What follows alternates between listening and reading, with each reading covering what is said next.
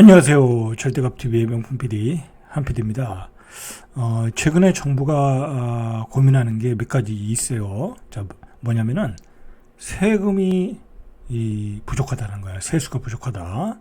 자, 그 문제 때문에 지금 다시 세금, 그러니까 우리 그 종부세, 그 다음에 재산세를 공정시가 비율을 올려야 된다라는 얘기가 본격적으로 좀 논의되는 것 같아요. 자, 그 얘기는 내일 하기로 하고, 자, 그게 가장 큰 문제이고, 정부 입장에서는 국가를 운영해야 되는데 세금이 안 들어오는 거야.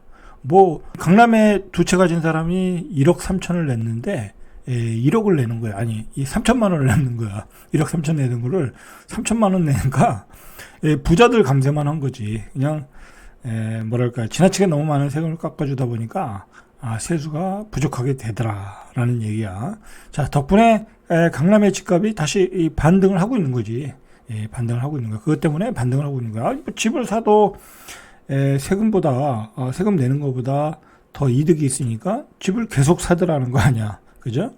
이건 뭐 좀 수정이 돼야 되겠죠. 자, 두 번째로 문제가 되는 게 뭐냐면 이건 정말 큰 문제야. 어떻게 보면 요즘 나오는 그 수능 그 문제, 수능이 너무 어렵다라는 문제와도 뭔가 일맥상통한 부분이 있어. 따지고 보면 뭐냐면은 대한민국의 최고 좋은 대학교에 들어간 학생들, 그러니까 서울대죠. 서울대에 들어간 이공계 학생들도 들어가서 학과 공부는 안 하고 수학 공부만 하고 있더라는 거야. 귀한 과목으로 수학을 들었고 다시 의대를 가려고 반수 재수를 하고 있다는 하려는 학생들이 꽤 많더라는 거야. 매년 증가하고 있더라는 거야. 그리고 뭐 그건 말할 것도 없이 아이들이 이 대학교에 입학을 하는데 말 그대로 이 유명한 산업에 지원을 해야 되는데, 예를 들어서 반도체, 뭐 아니면 인공지능, 뭐 컴퓨터공학 그런 쪽으로 지원을 해서 미래를 꿈꿔야 되는데, 이건 뭐 처음부터 그냥 의대 몰빵이야. 의대 몰빵. 안 가면 2수, 3수, 4수, 5수 해서도 간다. 딱 그렇게 돼버리는 거야. 그러니까 어떻게 되겠어요? 지금 우리나라는 반도체와 자동차, 그죠? 뭐 아니면 OLED, 디스플레이, 아니면 소부장, 뭐 그런데 목숨을 걸고 우리 국가의 명을 걸고 산업을 키우고 있는데, 그런 쪽으로 인력 수급이 안 되는 거야. 우리 교육에 문제가 있는 거지, 그죠? 오직하면 제가 블로그에서도 가끔 이야기하지만 초등학교부터 의대반에 들어가서 의대 가는 게 이제 목표가 돼버린 세상이야. 의대 가는 게 목표가 돼버린 세상. 자, 우리 국가가 안고 있는 문제 중에 하나이다. 큰 문제이다. 자, 세 번째로 가장 큰 문제. 아이를 안 낳아. 그 전에 결혼을 안 해. 애들이 결혼을 하지도 않고 결혼을 해도 안 낳아. 그런데 제가 이것에 대해서 조금 자료를 찾아보고 그들의 생각, 그죠? 지금 20대, 30대 MZ세대. 자, 그들이 무슨 생각을 하고 있나 봤어요. 봤더니, 자, 여기 보세요. 이게 이제 통계조사를 했겠죠. 통계조사를 했는데 20대, 30대가 아이 갖기 싫어하는 이유 중에 하나가 내 인생 물려주고 싶지 않다야. 그지? 그동안 노예로 살았던 내 인생 물려주고 싶지 않다. 자, 그래서 아이를 안 낳으니까 대한민국의 학계 출산율은 역대 최저 0.78. 자, 이 사람들을 우리가 뭐라고 할 수가 없지. 그죠? 자기들이 너무 어렵게 살았기 때문에 이걸 아이들한테 물려주기 싫다라는 거야. 자, 이 0.78은 경제협력개발기구 평균 합계 출산율의 반도 안 돼. 1.59. 자, 우리는 국가 소멸을 하고 있다는 거야. 국가 소멸. 그죠? 이게 심각한 문제야. 자, 보시죠. 통계청에서 국가 통계 포탈에 따르면 자녀 출산을 기피하는 주요 이유로 첫 번째가 양육 부담 비용. 자, 이건 뭐 사실 우리 그 아무것도 없었던 우리 어머니 아버지 시절, 그죠? 1900 뭐 제가 65년생이니까 그때는 그냥 다자녀였잖아. 그냥 7, 8명이었잖아. 그죠? 우리 집도 4명이었는데 많은 편도 아니었어요. 그죠? 그냥 아무것도 먹을 것도 없어도 7, 8명을 낳았어.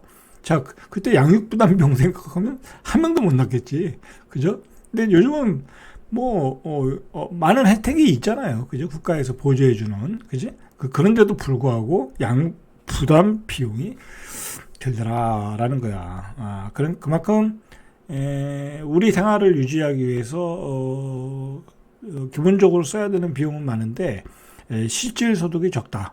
그 실질 소득이 적은 게 결국은 뭐야? 집값이 너무 비싸다라는 거죠. 그죠? 집값이 너무 비싸니까 평생 일해도 집안쯤 못 사는데 어떻게 결혼을 해서 애를 키우냐? 그래서 나의 삶을 물려줄 수가 없다라는 거죠. 자, 보다 나은 삶을 물려줄 수가 없어서, 나보다 나은 삶을 물려줄 수가 없어서가 34.3%. 자, 이 첫 번째, 두 번째 이유만 해도 73.4야. 결국은 어떤 돈의 문제지. 결국은 돈의 문제. 그죠? 돈과 생활의 퀄리티의 문제가 70%가 넘어. 그 다음에 세 번째로는 자녀 양육에 얽매이기 싫다. 이것도 뭐 큰 문제죠. 그죠? 우리 옛날에 부모님들은 뭐 이런 거 전혀 생각을 안 했는데, 요즘 젊은이들은 나의 삶이 더 중요하다. 그렇게 생각을 하는 거야. 어쩔 수 없죠. 자, 그 다음에 좋은 부모가 될 자신이 없다.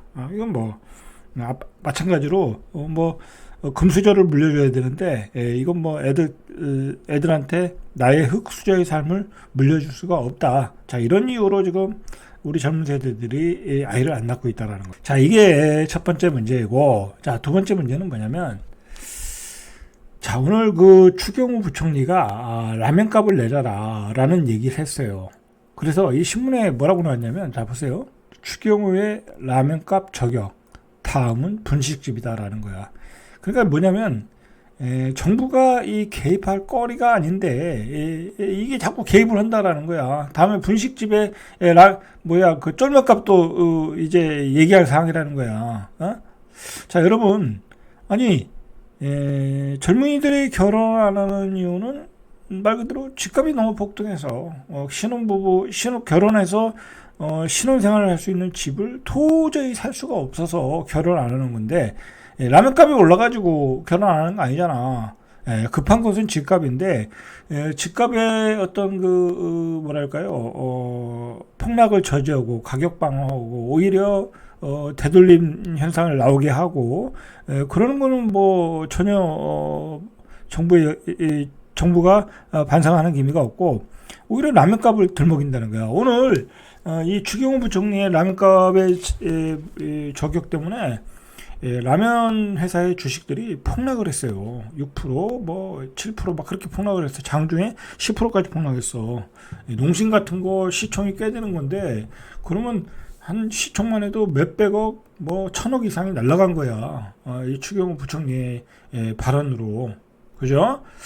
자, 이런 걸 정부가 개입할 거리가 아니라는 거야. 왜냐면, 이게 정부가 개입을 해도, 그래서 이 친구들이 라면 회사가, 조금 내릴 수 있지. 한 5%, 4% 내려.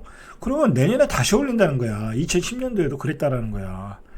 그러니까 이거는 뭐냐면, 정부의 상생내기, 마치 물가 폭등을 정부가 이렇게 막고 있다.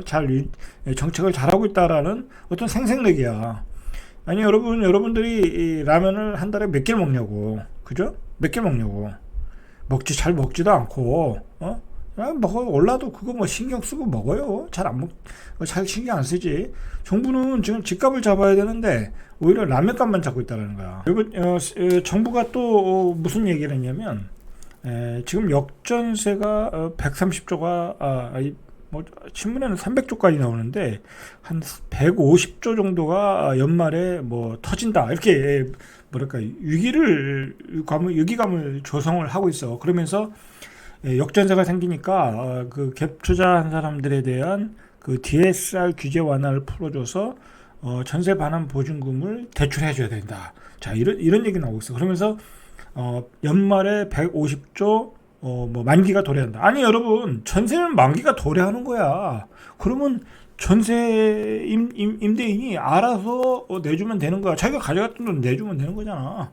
그걸 왜 정부가 걱정을 하냐고. 자, 그래서 이거 가지고 자꾸 정부에서 군부를 떼우고 있는 거야. 그래서 이거를 지원해 줘야 된다는 얘기야. 근데 여러분, 여기 나왔네요. 1년간 전세 보증금이 300조 원 정도인데, 앞으로 보증금 반환해 줘야 될 게, 그 절반이 한 150조가 역전세 위험에 노출되어 있다는 거야. 자, 그 얘기인데, 아니, 생각을 해보세요. 이게 과연 그 정부가 걱정할 거리인가? 이 갭 투자한 사람들은 말 그대로 자기가 책임하에 투자를 한 거잖아요. 그러면 자기가 받았던 돈 주면 되는 거 아니야. 돈이 없으면은 그 집을 가지고 뭐 어떻게든 대출을 받든지 아니면 금매로 팔든지, 그죠? 그렇게 하면 되는 거지. 그게 시장의 원리고, 시장에 그렇게 해서 시장이 돌아가는 거지. 윤석열 정부의 그 강점이 뭐예요? 시장에 정부가 개입하지 않는다는 거잖아. 그죠? 근데 지금 윤석열 정부가 계속해서 부동산 시장에 개입을 하고 있어. 첫 번째는 1.3 규제 대책 완화로 그때 둔촌 주고, 이거는 있을 수 없는 일이야. 아니, 세상에 한 아파트에 이 청약 시즌에 맞게 시기에 맞춰서 모든 규제 완화를 풀어줘서 거기서 그냥 난리가 났었잖아, 대한민국이 그때. 그 둔촌주공 때문에 그때 부동산 경기가 다 살아난 거 아니야. 정부 입장에서는 부동산 경기가 살아나니까 성공한지 모르지만 지금 그것 때문에 부동산 분양가 폭등이 일어났잖아. 폭등이 일어나고 서울에서는 10억 이하는 이제 나오지도 않잖아. 84 기준으로. 그죠? 서울에서는 10억, 강남에서는 20억이 됐잖아. 그래서 중산층들이 다 청약 포기하는 사태로 지금 가고 있잖아. 그거에 대해서 얼마나 많은 문제가 나왔냐고. 자, 그렇게 분양가를 폭등시켰는데, 그러면서 그 주변의 집값들이 떨어지질 않고 있잖아, 지금. 그죠? 떨어지질 않고 있잖아. 근데 지금 그나마 이 연말에 역전세가 예상돼서 많은 그 다주택자들이 지금 매물을 쏟아내고 있거든, 시장에. 뒤에서 보겠지만. 쏟아내고 있는데, 그것으로 인해서 가격이 그나마 조정받을 수 있는 두 번째 기회란 말이야. 거품이 빠질 수 있는 기회를 또 정부가 막고 있는 거야. DSR 규제 완화해줘서, 전세금을 대출로 내준다고 하면, 그거 팔 사람이 누가 있겠냐고. 금리도 싼데. 안 팔아. 그렇게 되면 그러면 집값이 떨어지질 않는다고. 그러니까 왜 정부가 나서가지고 집값 방어를 하고 있냐고. 그러니까 지금 언론에서 두들겨 맞고 있는 거지. 자, 이거 사실, 그리고 이거 중요한 거는 DSR은 어떤 마지막 지켜야 될 원칙인데, 그것마저 이게 21년 하반기에서 22년 상반기 전세값 폭등기 계약이 올해 하반기에 끝나면서 이런 매물들이 이제 시장에 본격적으로 쏟아지면서 역전세를 버티지 못한 집주인들의 매물이 대거 나오면서 내년 하반기까지 아파트 매도 물량이 급증한다. 이게 대체적인 그 흐름인데, 자, 이걸 정부가 지금 막아보겠다라는 거야. 그 의도를 우리가 파악을 해야 되겠죠. 자, 여러분, 저는 그래요.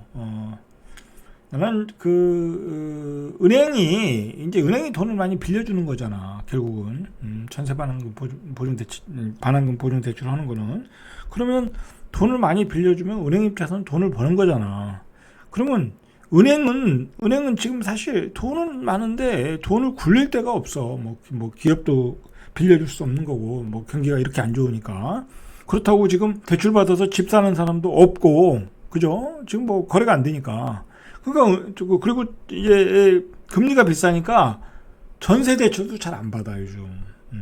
오히려 전세 대출을 반환하는 디레버리징 현상이 일어나고 있다고. 왜냐면 물가는 폭등하지. 폭등하는 상황에서 전세 받은 금리가 부담스러우니까 오히려 낮춰 간다고. 지금 5억에 살던 사람이 4억으로 가고, 4억에 살던 사람이 3억으로 가고, 그런 상황이니까 은행에 돈을 쌓이고 은행이 돈을 굴릴 데가 없으니까 제가 개인적으로 생각할 때 이 정부와 뭔가 뒷거래가 있지 않았나 그런 생각이 들어. 이제 은행 입장에서 제안을 했겠지 정부에. 자꾸 은행 쪽에서 어떤 역전생 현상이 일어나면 이것도 이 전세 사기 사건처럼 또 대규모의 사기 사건이 또 터질 수 있다. 그렇게 되면 집들은 다 또 경매로 넘어가고 그렇게 되면 은행은 또 손실이 날 수 있잖아. 그죠? 그러니까 제가 생각하는 거예요 개인적으로 분명히. 그렇게 해서 은행들이 이걸 막으려고 하면 전세 반환 보증금 대출을 빌려줘서 이렇게 순리적으로 풀어가야 된다. 뭐 그런 게 일종의 이렇게 로비가 되지 않았나 저는 그렇게 생각을 해요. 은행의 입장에서는 일거양득이지, 그죠?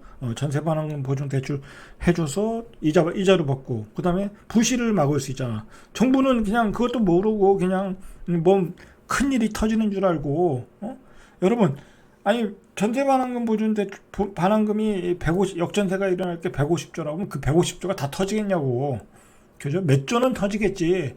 몇 조가 터지면서 시장의 가격에 안정을 찾겠죠. 그죠?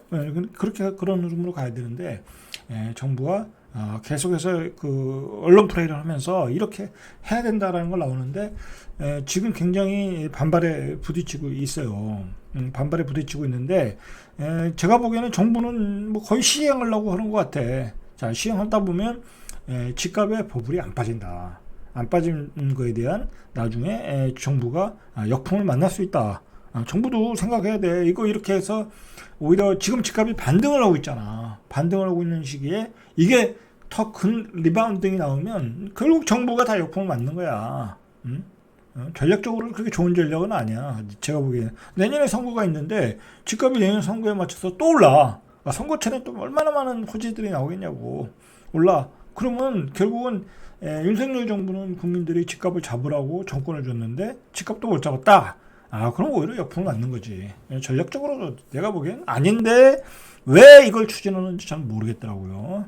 자, 시장은 그냥 놔두면 되는 거야. 놔두면 되는 거야. 놔두면 알아서들 다 해. 알아서들. 자, 내년 상반기 2년 만기가 도는 전세 총액의 아파트가 228조 3,800억, 전체의 75.6%. 여러분, 아파트에서 역전세가 난다고 해서 빌라처럼 뭐 그렇게 큰 문제가 터지지 않아. 아파트는 내놓으면 팔려. 걱정할 거 없다는 거야. 연립 다세대가 33조 4,200억. 이런 데서 터지겠지. 이런 데서. 그죠? 단독 다가구가 22조 8,100억. 오피스텔이 17조 5,600억. 그리고 갭 투자하신 분들도 전세 사기를 치려는 의도가 아니면 뭐 알아서들 다 갖다가 메꿔 뭐 부모님 집에서 대출을 받든지 아니면 오피스텔 팔든지 나라가 이미 앞장서서 걱정할 단계가 아니다라는 거야. 아니다라는 거야. 자, 시도별로 보니까 향후 1년간 전세 계약이 만료되는 전세 보증금 총액이 서울이 118조 6,800억. 서울이 제일 많고, 두 번째로 경기도가 98조 9,300억 원, 인천이 15조 8,200. 그러니까 서울 수도권에 233조 4,300억이 몰려 있다라는 거야. 뭐 이게 사실 자꾸 이런 구체적인 통계가 나온다는 얘기는 정부가 실현하겠다라는 거, 하겠다라는 의지죠. 하겠다라는 의지야. 큰 문제예요. 자, 수도권을 제외하면 부산의 전세계약 만료 보증금 총액이 12조 1,700억. 부산도 많이 지금 역전세가 걸려 있다라는 거야. 여러분, 이렇게 역전세가 많이 걸려 있는데 집값이 올라가겠어요? 당연히 안 올라가지. 그죠? 매물은 나오겠죠. 그죠? 팔려는 매물은 나오고 사람들이 집을 안 살려고 그러겠지. 역전세가 나온다는 건 뭐예요? 자꾸 지금 사는 전세도 부담스럽다는 거잖아. 그죠? 그런 사람들이 매매로 돌아가겠어요? 오히려 낮은 전세값으로 이사 가겠죠. 그러니까 집값은 안 올라가는 거야. 안 올라가는 거라니까. 맞다니까. 자, 원희룡 국토부 장관은 최근 언론 인터뷰에서 자, 이런 얘기를 했어요. 이런 그 비굴한 발언을 했어. 길어도 1년이라며 한꺼번에 터지는 것을 막기 위해서 정부가 일시 개입한다. 앞으로 계속 완화해 준다고 하면 전세 끼고 집 사라는 얘기밖에 안 된다. 이런 얘기가 어디 있어요? 왜 정부가 이런 뭐 계속 이럴 거 아니야. 뭐 다음에도 그러면 다음에도 갭 투자해서 또 이런 사태가 일어나면 정부가 막아주겠네. 그럴 거 아니야. 그러면 또 갭 투자가 또 되는 거지. 이게 말도 안 되는 소리죠. 그죠? 말도 안 되는 소리를 국토부 장관이 하고 있다라는 얘기예요.